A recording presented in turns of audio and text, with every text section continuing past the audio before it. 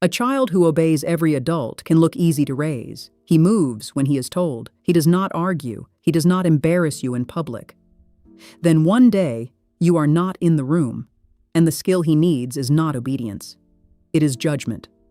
That is why advice like a boy must be charming, brilliant, or backed by money misses the mechanism. Those advantages can matter.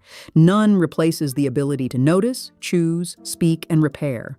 The goal is not to make a boy defiant. Safety rules still matter. Other people's boundaries still matter. Autonomy support is not the absence of limits. It is helping a child become an active participant inside limits that are clear, age-appropriate, and real. A 2025 meta-analysis combined 238 samples and more than 126,000 participants. Across regions, developmental periods, and child sexes, parental autonomy support was positively linked with child well-being, while psychological control was linked with ill-being. Those are associations, not a destiny for any one family. But they challenge the idea that pressure and compliance are the same thing as preparation. This is not because boys are built from different psychological material. The broad pattern appeared across child sexes. The reason to talk about sons is cultural. Parents are offered a false choice between a quiet boy who gets used and a dominant boy who uses everyone else. Parents often begin with compliance for understandable reasons. It works quickly. Put that down. Say sorry. Stop talking back. In urgent situations, a direct instruction is exactly right, but if every ordinary problem ends with the adult supplying the answer, the child can learn to read the parent's face instead of reading the situation. The first capacity is agency, making a bounded choice and living close enough to the result to learn from it. For a younger child, the choice may be between two ways to begin a chore. For an older child, it may be which assignment comes first, how to spend a limited budget, or how to repair a missed commitment. The boundary stays. The decision becomes real. In a pooled analysis of 4 preschool samples, offering choice was the autonomy support behavior most consistently associated with children's executive function scores. That study cannot prove that choices alone create self-control. It does show why tiny decisions are worth taking seriously. They give a child somewhere to practice holding a goal, comparing options, and adjusting a plan. Before giving the answer, try 3 questions. What do you think happened? What are your options? What will you do if the first plan fails? The second capacity is expression. Knowing how to talk should not mean learning how to manipulate people. It means turning an internal signal into words another person can actually use. A 2025 meta-analysis of 130 studies and more than 62,000 children found positive associations between language abilities and social competence.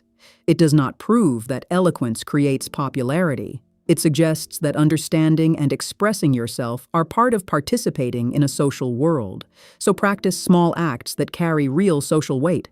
Let him order for himself. Let him ask the teacher for clarification. Let him tell a friend, "Stop, I do not like that." Let him say to you, "I disagree, and here is why."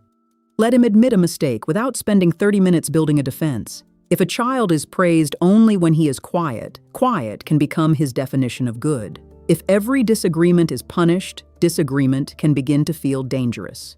The useful distinction is not obedient versus difficult. It is respectful versus harmful. The script can be simple. You may disagree, you may not insult, give me your reason, then listen to mine.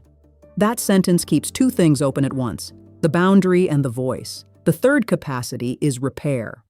Confidence is not always knowing what to do. Sometimes it is returning after embarrassment with enough regulation to face the effect you had. A meta-analysis of randomized trials with parents of young children found that emotion socialization interventions improved targeted parenting practices and children's emotional competence on average. That guarantees nothing for one child. It does suggest that naming emotion, responding, and working through it are teachable practices, not traits a family either inherited or missed. After a bad moment, do not turn the kitchen into a courtroom. Use a shorter sequence. What happened? What did you notice in your body? What needs repair now? Facts. Feeling. Next move. Then there is money. Resources matter. Money can buy time, transportation, healthcare, lessons, safer options, and room to recover. Pretending otherwise is dishonest. But wealth cannot perform the choice, ask the question, make the apology, or return after failure. Provide runway when you can. Do not mistake the runway for the pilot. Some opportunities are expensive. Others are small and real. A library card, a team, a club, a conversation with a mechanic, paying the cashier, making his own appointment call, or talking with an adult who expects him to contribute rather than perform. Current CDC guidance for parents of teenagers, pairs, growing independence with connection, empathetic listening, clear expectations, involvement in decisions, and discussion of consequences. The model is not independence instead of parenting. It is support, practice, and a gradual step back. Here is one weekly exercise. One decision the family lets him own, one conversation he has to lead, and one mistake he helps repair. Increase the stakes slowly. Keep safety and development in view. Review what happened without turning the review into a verdict on who he is. For a child with a disability, neurodivergence, trauma, limited resources, or an unsafe environment, agency may need a different shape. Communication does not have to be fast or verbal. Independence should never mean forced risk.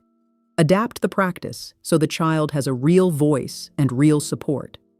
Do not measure progress by whether everyone likes him, whether he wins every argument, or whether he becomes unusually successful. Look for smaller, harder evidence. He can state a preference without cruelty. He can ask for help without disappearing. He can change his mind when the evidence changes. He can hear no without exploding and say no without collapsing. Do not raise a son who never creates friction. Raise one who can tell the difference between a rule, a request, pressure, and a threat. One who can stand inside a room, hear other people clearly, and still locate his own judgment. Because adulthood does not ask whether he was easy to raise. It asks whether he can decide when you are not there.